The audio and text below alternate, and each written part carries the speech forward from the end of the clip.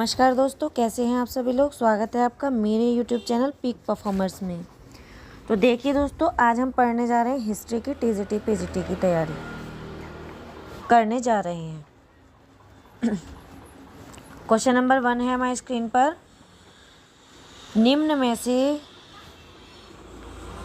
निम्नलिखित में से कौन सी सिंधु घाटी सभ्यता की सबसे प्रमुख विशेषता थी। तो ऑप्शन है अर्थव्यवस्था, धार्मिक जीवन, नगर योजना, सामाजिक जीवन। तो देखिए दोस्तों, 1921 एंड 22 में दयाराम साहनी तथा राखलदास बनर्जी के नेतृत्व में हड़प्पा तथा मोहनजोदड़ो की खुदाई हुई थी और खुदाई से जो विकसित अवस्था में नगरों के जो अवशेष प्राप्त हुए थे, भारत के इतिहास में सर्वप्रथम नगरों का उदय सैंधव सभ्यता से ही मिलता है, जो सिंधु घाटी की सबसे प्रमुख विशेषता है। तो इसका राइट आंसर होगा नगर योजना। राइट आंसर क्या होगा इसका? नगर योजना। नेक्स्ट क्वेश्चन है हमारी स्क्रीन पर। क्वेश्चन नंबर 2, निम्नांकित में से इंद्र को ऋग्वेद में किस नाम से पुकारा गया है। ऑप्शन है वीरेंद्र, पुरंदर, पशुपति, मारुत। तो देखिए दोस्तों, ऋग्वेद में इंद्र को पुरंदर नाम से जाना जाता है। इसका राइट आंसर है पुरंदर। ऋग्वेद में इंद्र का जो उल्लेख हुआ है वो 250 बार हुआ है और ऋग्वेदिक देवताओं में इंद्र का प्रमुख स्थान है। ऋग्वेद में इंद्र को पुरंदर नाम से जाना गया है और कुछ इतिहासकार सैंधव सभ्यता के पतन के लिए इंद्र को ही जिम्मेदार मानते हैं। तो इंद्र को ऋग्वेद में किस नाम से जाना गया है? पुरंदर नाम से। नेक्स्ट क्वेश्चन है हमारे स्क्रीन पर। क्वेश्चन नंबर 3, प्राचीन भारत का पहला प्रसिद्ध ज्योतिष शास्त्र का ज्ञाता कौन था।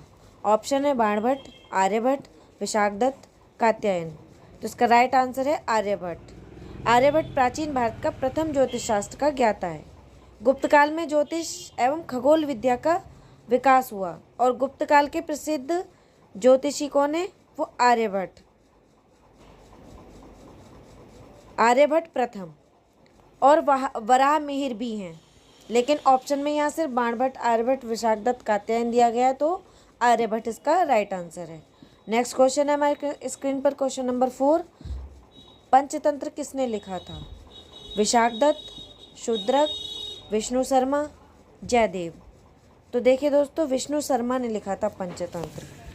पंचतंत्र के लेखक विष्णु शर्मा हैं। इन्होंने पंचतंत्र की रचना की थी। यह एक प्रसिद्ध कथा संग्रह है। नेक्स्ट क्वेश्चन है हमारे स्क्रीन पर। क्वेश्चन नंबर 5, किस बौद्ध संगति में बौद्ध धर्म की हीनयान और महायान शाखाओं का उदय हुआ। ऑप्शन है पहली, दूसरी, तीसरी, चौथी। तो राइट आंसर होगा इसके चौथी बौद्ध संगति कुषाण शासक कनिष्क के शासनकाल में कश्मीर के कुंडलवन में हुई थी। इसकी अध्यक्षता वसुमित्र ने की थी और अश्वघोष इसके उपाध्यक्ष बने थे। इसी समय बौद्ध धर्म हीनयान तथा महायान नामक दो स्पष्ट एवं स्वतंत्र संप्रदायों में विभक्त हो गया था। वसुमित्र के द्वारा विशासा शास्त्र नामक ग्रंथ की रचना भी इसी समय हुई थी। तो कौन सी बौद्ध संगति के उसमें हुई थी, उदय हुआ था? तो चौथी बौद्ध संगति के हीनयान और महायान शाखाओं का उदय हुआ था। नेक्स्ट क्वेश्चन है हमारे स्क्रीन पर। क्वेश्चन नंबर 6, रामायण का रचयिता कौन है। तो रामायण के रचयिता ऑप्शन है तुलसीदास, वेदव्यास, वाल्मीकि, कालिदास। तो ये दोस्तों सभी को पता होगा कि रामायण के रचयिता वाल्मीकि दास हैं, वाल्मीकि जी हैं और रामचरितमानस के तुलसीदास जी हैं। नेक्स्ट क्वेश्चन है हमारे स्क्रीन पर। क्वेश्चन नंबर 7, बौद्ध दर्शन का दार्शनिक विवेचन किस ग्रंथ में है। बौद्ध दर्शन का दार्शनिक विवेचन किस ग्रंथ में है। ऑप्शन है सुत्त पिटक, विनय पिटक, अभिधम पिटक, जातक कथा। तो देखिए दोस्तों, इसका राइट आंसर है अभिधम पिटक। महात्मा बुद्ध की मृत्यु के उपरांत उनकी शिक्षाओं को संकलित कर 3 पिटकों में विभाजित किया था। नंबर 1 है विनय पिटक, नंबर 2 है सुत्त पिटक, नंबर 3 है अभिधम पिटक।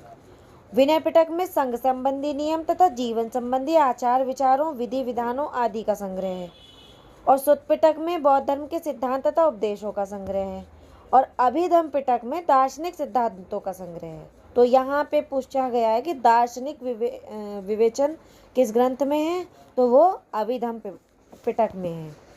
इसका राइट आंसर है अभिधम पिटक। नेक्स्ट क्वेश्चन है हमारे स्क्रीन पर, क्वेश्चन नंबर 8, मुद्रा राक्षस किसने लिखा है? मुद्रा राक्षस ऑप्शन है विष्णुगुप्त, बाणभट्ट, विशाखदत्त, भारवी। तो देखिए दोस्तों, इसका राइट आंसर है विशाखदत्त। गुप्त काल में साहित्य और विज्ञान के क्षेत्र में अभूतपूर्व प्रगति हुई थी और विशाखदत्त इस काल के अति प्रसिद्ध नाटककार हुए थे, जिन्होंने मुद्रा राक्षस एवं देवी चंद्रगुप्तम नामक नाटक ग्रंथों की रचना संस्कृत भाषा में की थी और ये दोनों ग्रंथ राजनीतिक घटनाओं से परिपूर्ण थे। तो इसका राइट आंसर है विशाखदत्त। नेक्स्ट क्वेश्चन है हमारे स्क्रीन पर, क्वेश्चन नंबर 9, भारत का नेपोलियन किस उपाधि भारत का नेपोलियन किसकी उपाधि है? भारत का नेपोलियन किसकी उपाधि है? ऑप्शन है चंद्रगुप्त मौर्य, रामगुप्त, समुद्रगुप्त और बुद्धगुप्त। तो इसका राइट आंसर है समुद्रगुप्त। समुद्रगुप्त की उपाधि भारत का नेपोलियन है। समुद्रगुप्त को भारत का नेपोलियन कहा जाता है। समुद्रगुप्त की जो उपलब्धियां हैं उनका विवरण हमें प्रयाग प्रशस्ति से मिलता है। उसमें आर्यव्रत के राजाओं का उन्मूलन तथा सुदूर दक्षिण के राज्यों की विजय उसकी उत्कृष्ट सैनिक प्रतिभा के परिचायक हैं और इतिहासकार स्मिथ ने समुद्रगुप्त की वीरता पर मुग्ध होकर उसे भारत का नेपोलियन कहा है। तो उसकी एक उपाधि अप्रतिरथ भी है जो उन्होंने दी थी और उसने कविराज की उपाधि भी धारण की थी। तो इसका राइट आंसर समुद्रगुप्त होगा। नेक्स्ट क्वेश्चन है हमारे स्क्रीन पर, क्वेश्चन नंबर 10, किस मुख्य उद्देश्य से अशोक ने अपनी प्रजा में धम्म का प्रचार किया? ऑप्शन है बौद्ध धर्म के प्रचार हेतु, ब्राह्मण धर्म को हतोत्साहित करने हेतु, नवीन धर्म की स्थापना हेतु, अपनी प्रजा के नैतिक और आध्यात्मिक विकास हेतु। तो देखिए इसका राइट आंसर होगा अपनी प्रजा के नैतिक और आध्यात्मिक विकास हेतु। अशोक ने अपनी प्रजा के नैतिक और आध्यात्मिक विकास हेतु धम्म का प्रचार किया। धम्म संस्कृत के धर्म का ही प्राकृत रूप है और धम्म तथा उसका प्रचार अशोक के विश्व इतिहास में प्रसिद्ध होने का सर्वप्रधान कारण है। नेक्स्ट क्वेश्चन है हमारे स्क्रीन पर, क्वेश्चन नंबर 11, राष्ट्रकूट वंश का महान शासक कौन था? राष्ट्रकूट वंश का महान शासक कौन था? ऑप्शन है Dhruv, Govind third, Krishna second, Govind fourth. Next question है तो दोस्तों इसका राइट आंसर होगा गोविंद थर्ड। मान्यखेत के राष्ट्रकूट वंश का जो पहला शासक दंतीदुर्ग हुआ था और कृष्ण प्रथम इस वंश का महान शासक था। उसने कैलाश मंदिर का निर्माण कराया। कृष्ण प्रथम के बाद अंतिम जो महान शासक गोविंद तृतीय हुए थे और उसके विजयों का उल्लेख संजन लेख में है। उसका काल राष्ट्रकूट शक्ति का चरमोत्कर्ष काल था। संजन लेख के अनुसार उसने हिमालय तक सैनिक अभियान किया था और राष्ट्रकूट वंश का जो महान शासक माना जाता है वो गोविंद थर्ड को माना जाता है। नेक्स्ट क्वेश्चन है हमारे स्क्रीन पर, क्वेश्चन नंबर 12, निम्नांकित से कौन सा राजा जैन सन्यासी हो गया? निम्नांकित से कौन सा राजा जैन सन्यासी हो गया? ऑप्शन है अशोक, हर्षवर्धन, कनिष्क और चंद्रगुप्त मौर्य। तो देखिए राइट आंसर है इसका चंद्रगुप्त मौर्य। जैन साहित्य कल्पसूत्र से पता चलता है कि चंद्रगुप्त मौर्य अपने जीवन के अंतिम दिनों में जैन हो गए थे तथा भद्रबाहु की शिष्यता ग्रहण कर ली थी। अपने पुत्र के पक्ष में सिंहासन त्याग कर तपस्या करने वो कर्नाटक चले गए थे और 298 ईसा पूर्व में उसी स्थान पर उनकी मृत्यु हो गई थी। तो जैन सन्यासी कौन हुआ था? वो चंद्रगुप्त मौर्य हुआ था।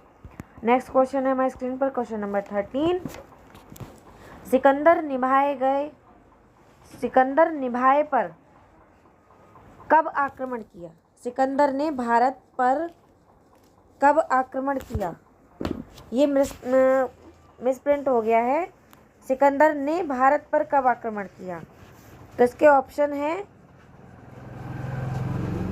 370 ईसा पूर्व, 275 ईसा पूर्व, 327 ईसा पूर्व और 400 ईसा पूर्व। तो इसका राइट आंसर है दोस्तों 327 ईसा पूर्व। ईरानी साम्राज्य का विनाश करने के पश्चात सिकंदर ने उसके सबसे पूर्वी भाग में स्थित बल्ख यानी कि बैक्ट्रिया के प्रांत में एक उपनिवेश की स्थापना की थी और इसी स्थान से उसने भारतीय विजय के लिए कूच किया था।